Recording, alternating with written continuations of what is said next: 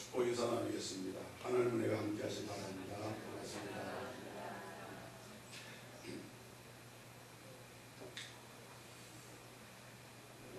아주 초복을 지나고 또 가장 덥다는 대서가 얼마 전에 지나고 바야흐로 아주 무더운 여름을 지나고 있습니다.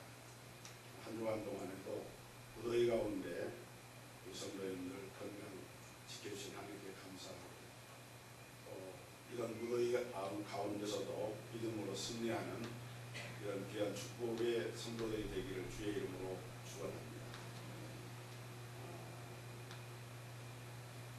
금년이 2016년이고요. 내년이 되면은 2017년이 됩니다. 2017년이 되면은 마틴 루터가 종교 개혁을 일으킨 지 만 500주년이 됩니다. 정확하게 말하면은 지금부터 약 500년 전인 1517년 10월 31일 날 정오에 마틴 루터가 독일의 위텐베르크 교회의 이 정문에다가 95개의 조항의 항임을 붙이고 이것을 기점으로 종교 개혁 운동이 일어나게 됩니다. 그 당시 로마 가톨릭 교회는 이 면죄부를 팔아서 사람들에게 죄를 사한다 이러한 일을 하면서 복음에서 떠나고 성경에서 떠난 그런 일들을 자행을 하고 있었습니다. 많은 사람들이 이거는 아닌데 라고 하고 있는데 누군가가 나서주길 기대하는데 그때 이런 많은 사람들의 마음을 담아서 일선에 나서서 이 종교개혁의 봉화를 들고 나서니까 그 당시 그 대학의 성서신학 교수였고 또 수도사였던 마르틴 루터였습니다. 마르틴 루터가 일으킨 이 종교개혁을 통해서 기독교는 부교와 신교로 이렇게 분류하게 되고 특별히 마르틴 루터에 의해서 시작되는 신교를 가리켜서 개신교회다, 고칠 개자 새로운 신자 개신교회다 이렇게 이름을 하게 됩니다. 그 이유는 그 당시 그 루터를 비롯한 종교개혁의 선봉에 선 사람들을 프로테스탄트라고 이렇게 불렀습니다. 프로테스탄트라고 하는 말은 프로테스트를 하는 사람들 이런 뜻이거든요. 프로테스트는 항거하다, 대항하다, 맞서다 이런 의미를 갖고 있는데 그 항거하는 사람들, 맞서는 사람들, 그 당시 부패한 로마 가톨릭 교회에 대해서 항거하고 일어난 사람들이라 하는 그런 뜻에서 그래서 프로테스탄트다 또는 개신교다 또는 개혁교회다 이렇게 호칭을 하게 되어지고 이것이 그때부터 시작해서 500년 동안 이어져 내려와서 오늘날 이 개신교는 이제 세계의 많은 나라와 민족의 복음이 전파되고 또 자리를 잡아서 교회가 세워질 역사가 일어나고 우리 한국의 개신교회도 그러한 이제 종교 개혁을 기초로 하는 이런 개신교로부터 출발한 교회라고 말할 수가 있습니다.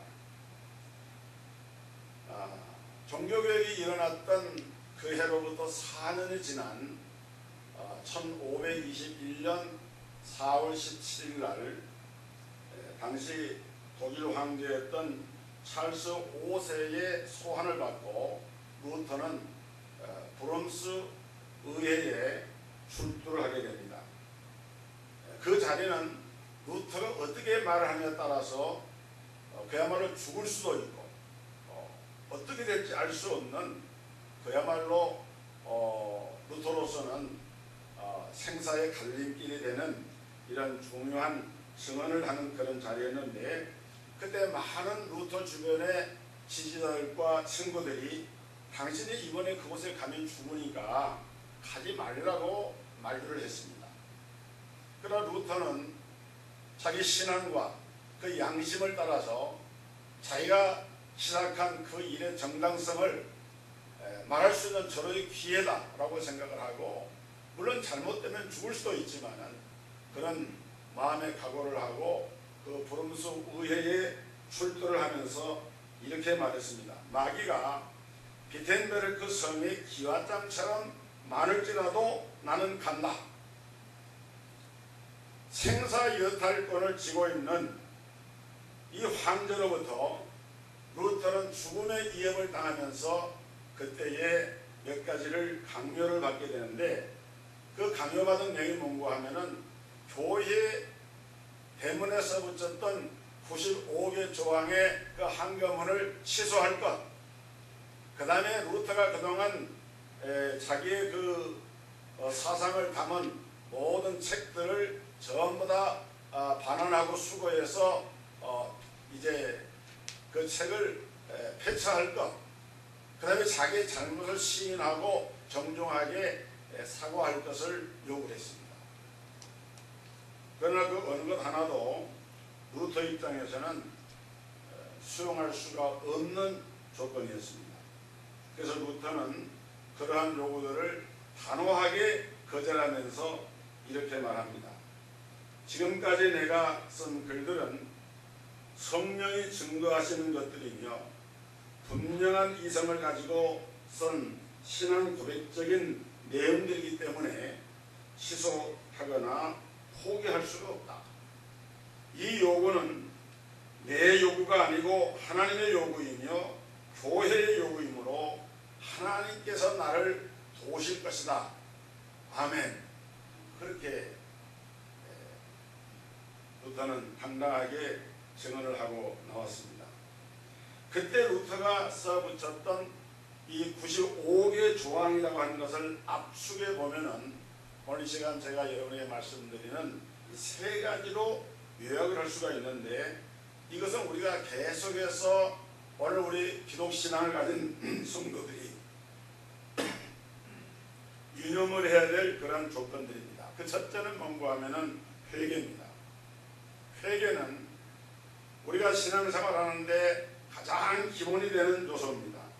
회개라고 하는 말은 반드시 어떤 죄를 지어서 그 죄를 지어만 하는 것이 아니라 자기의 신앙을 늘 새롭게 해서 언제나 새로운 상태에서 갱신을 하기 위해서는 이 회개가 필수적으로 필요한 것입니다.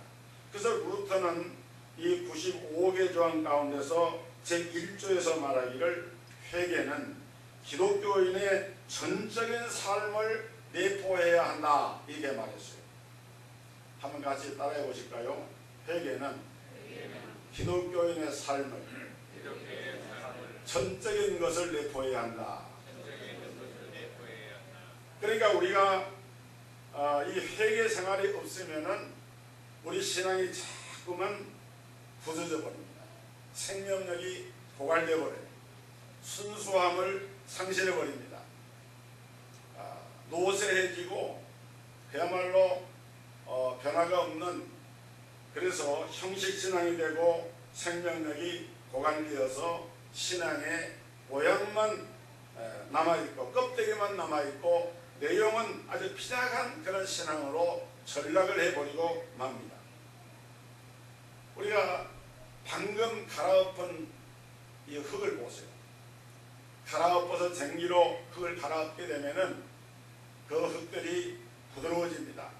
그래서 그 흙에다가는 무슨 씨를 심든지 곡식이나 종자나 무엇을 심든지 잘 자라나게 됩니다.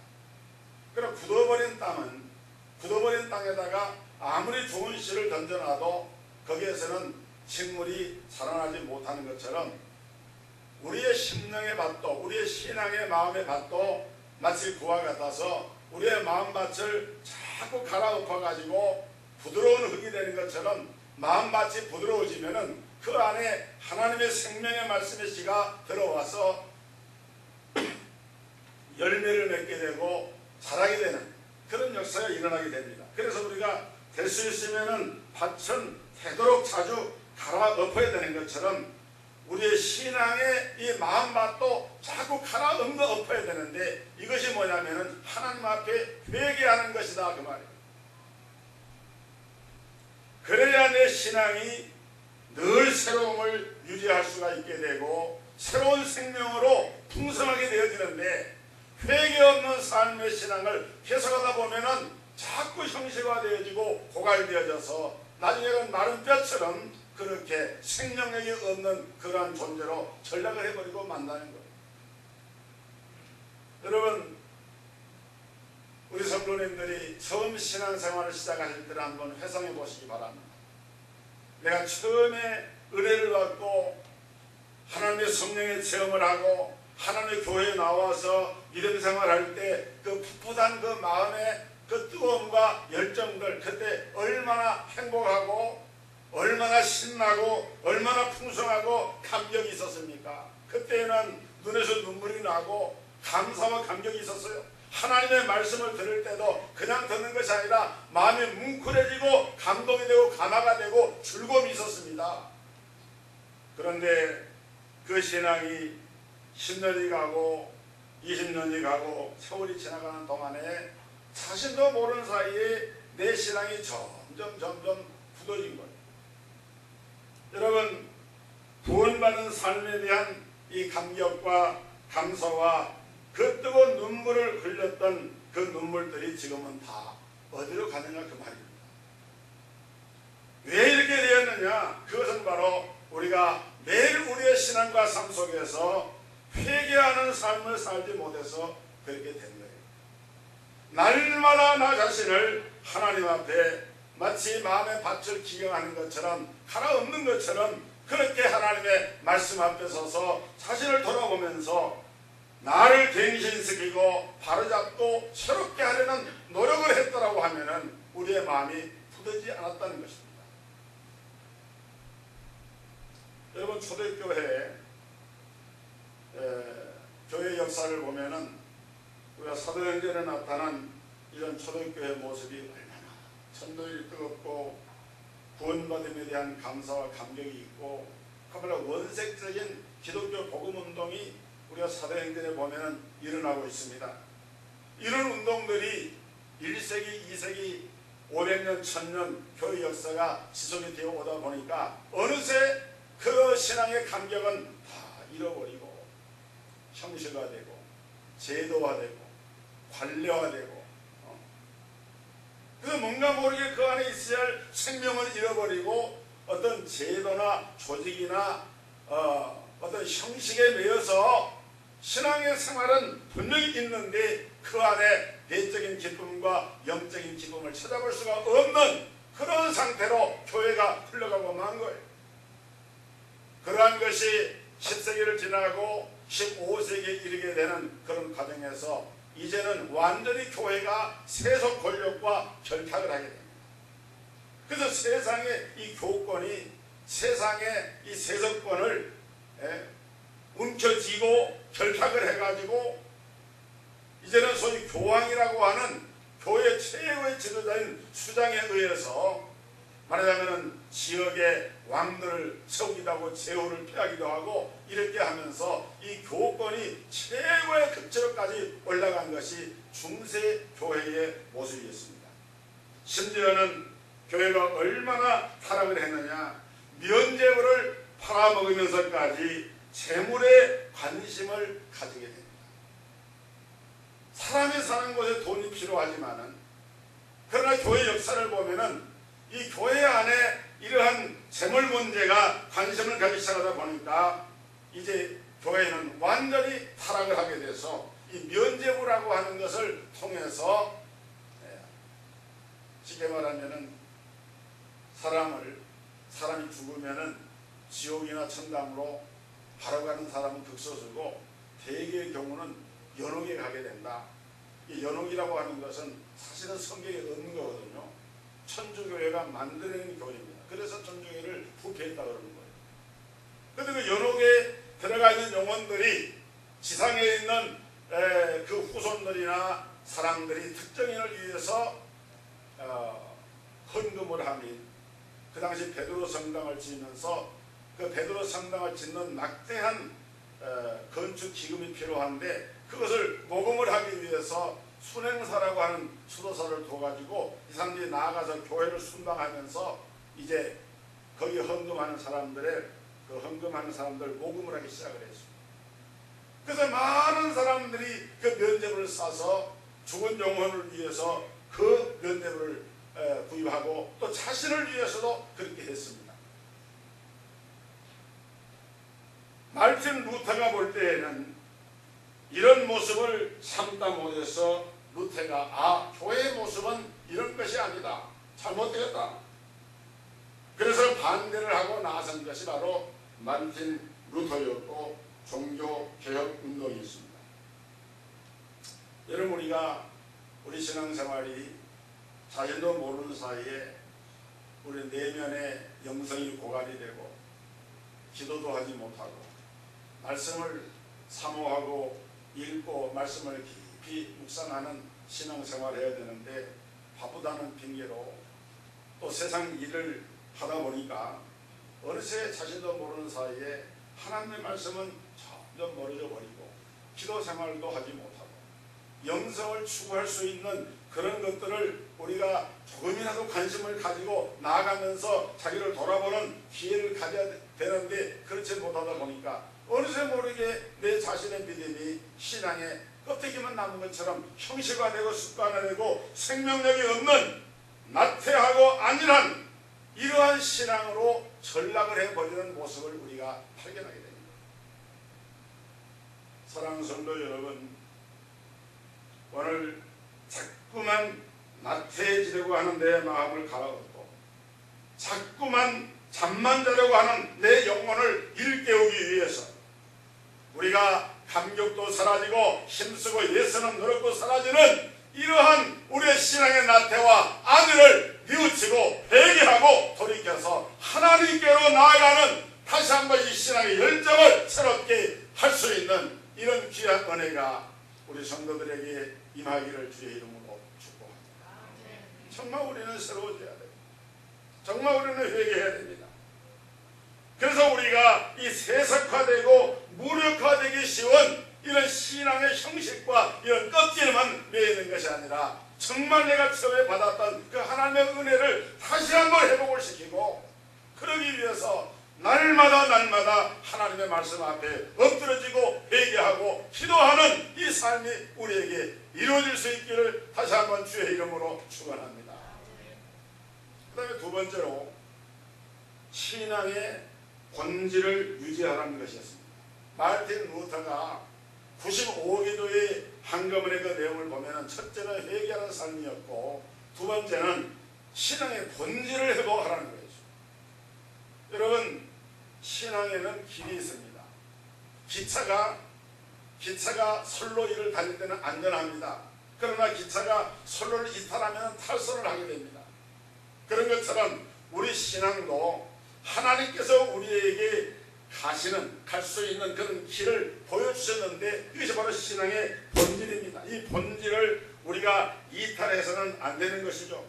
말틴 루터가 바로 지적하는 것이 그것인데 중세 기독교가 교황을 너무 강조하고 인위적인 것을 너무 강조하다가 마침내는 면죄부까지 팔아먹게 되고 면죄부를 사면은 죽어서 천국에 가지 못하고 연옥에 가 있는 영혼들까지 다 그 영향이 주어진다고 말하면서까지 이게 부패할 때 말틴 루터가 이것은 신앙의 본질을 이탈한 것이다. 그럼 말틴 루터가 강조한 신앙의 본질이 세 가지였습니다. 첫째는 오직 성경으로, 두 번째는 오직 믿음으로, 세 번째는 오직 은총으로.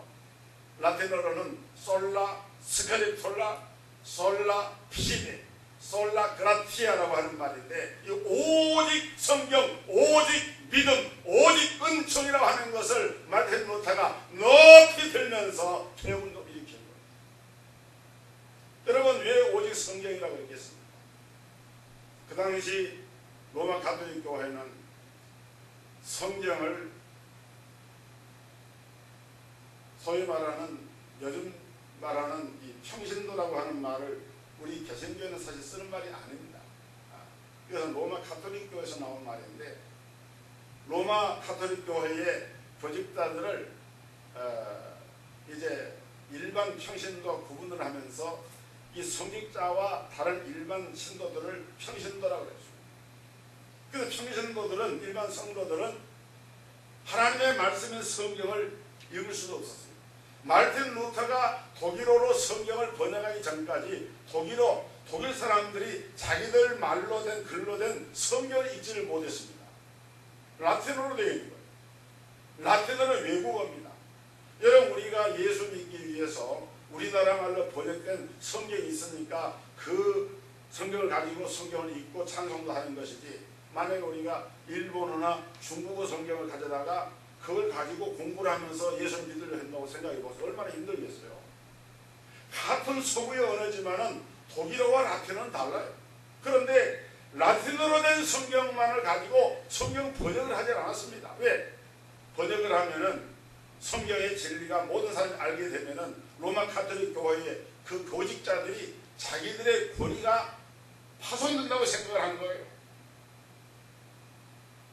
이런 구민정책을 쓰면서 하나님의 말씀에서 멀리 떠나게 된 독일 교회와 세계 교회를 향해서 마르틴 루터는 아니다. 우리의 신앙의 계획을 위해서는 오직 하나님의 말씀인 성경으로 돌아가야 된다.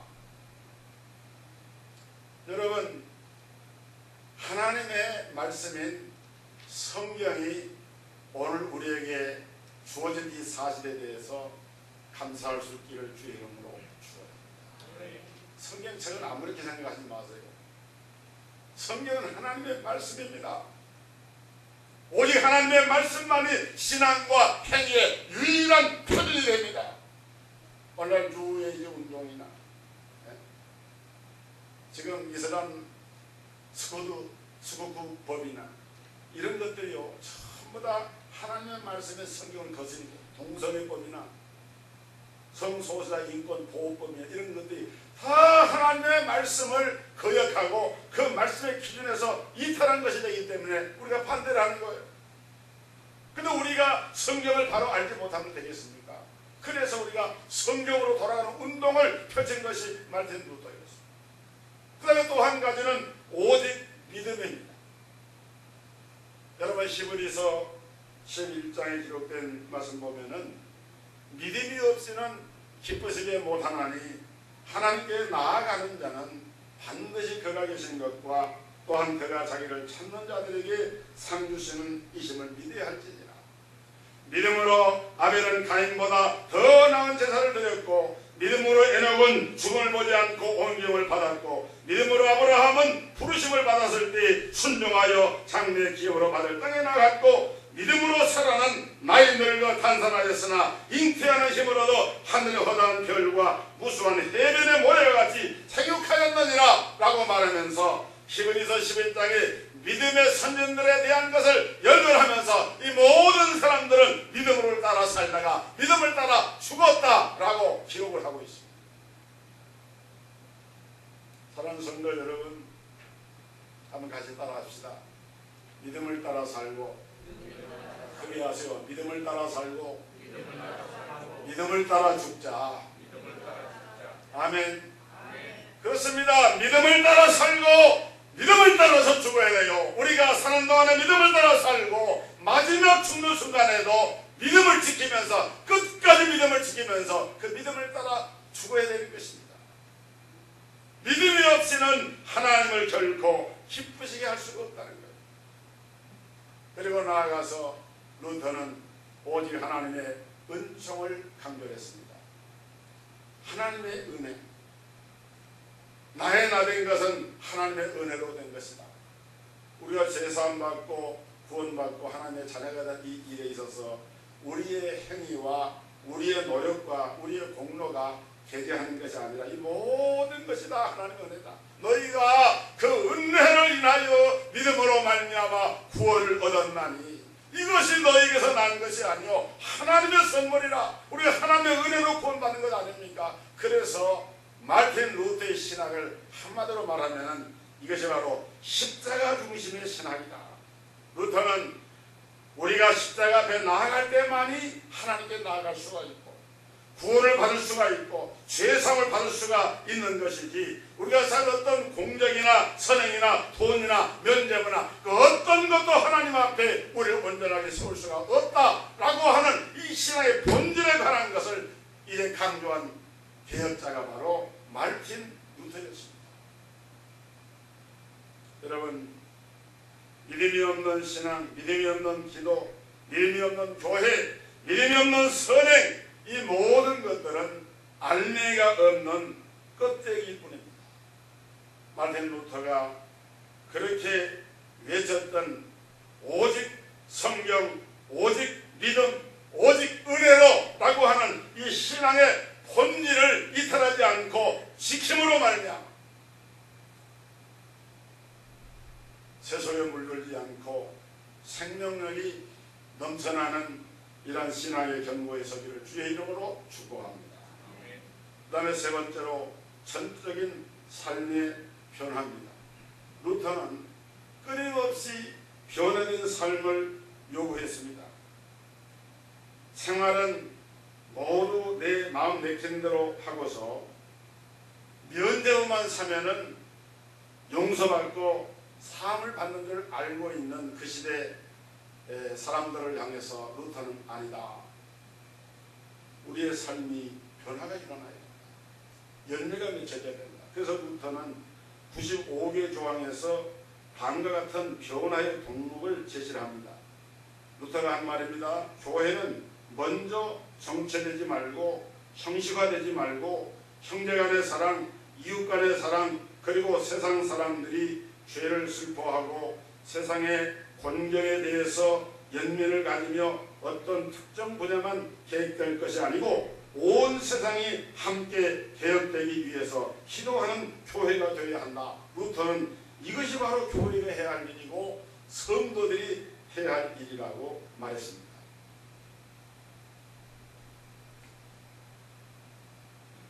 제가 2년 전에 이 루터가 종교개혁을 일으켰던 미텐베르크 대학의 그 교회의 그 전문에 황금을 붙였던 그 장소를 이렇게 가봤습니다. 또 루터가 브룸스 국회에서 이제 그렇게 증언을 하고 체포가 될 그런 위험에 처했는데 친구의 도움으로 이렇게 피신을 해서 죽음을 모면하고 발트부르크라고 하는 성에 이렇게 피신해가지고 거기에서 성경 번역 작업을 하는 큰 수도원이 있습니다. 그 장소를 가봤어요.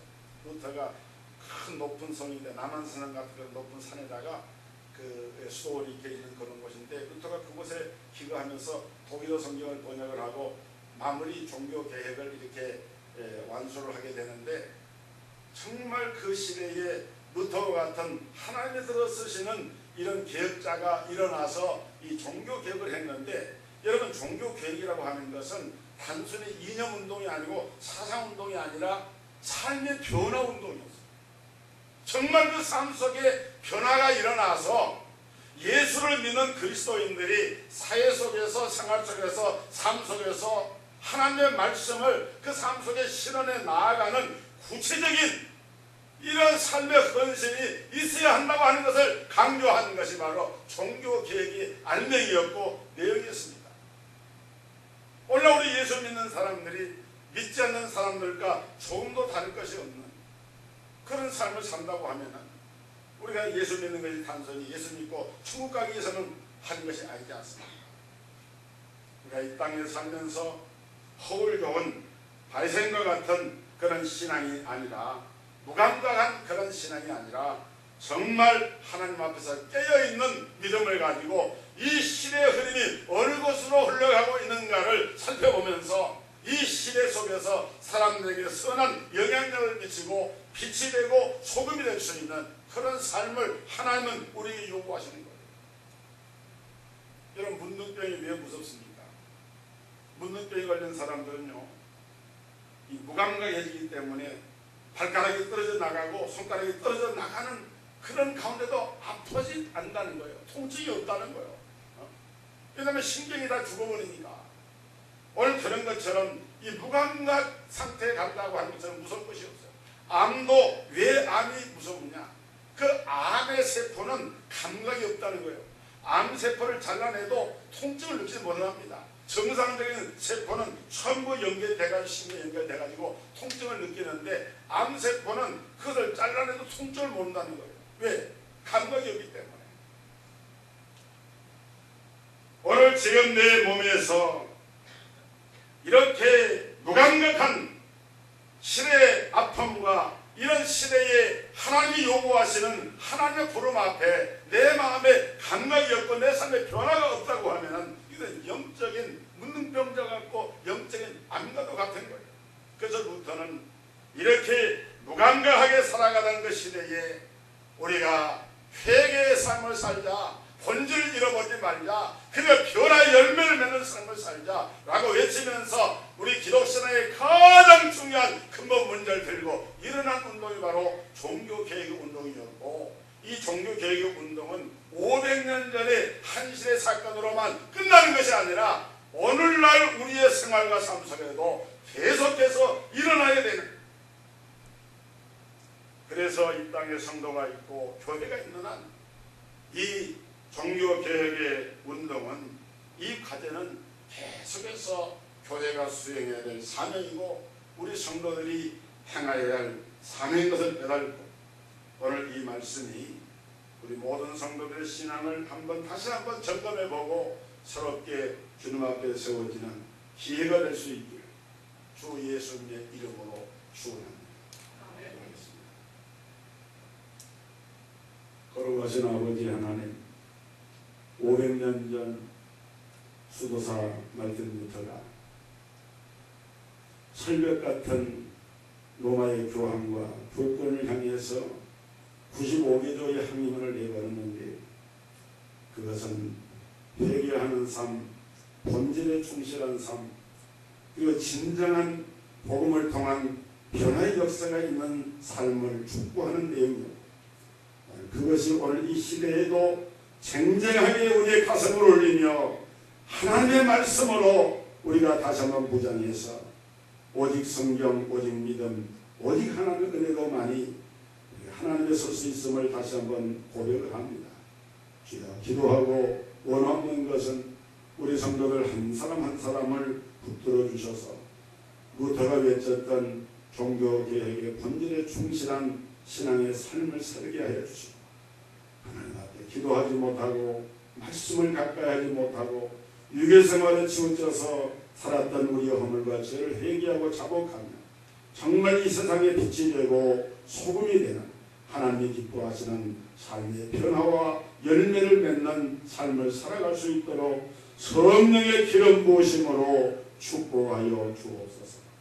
예수 그리스도 이름으로 기도드리옵나이다.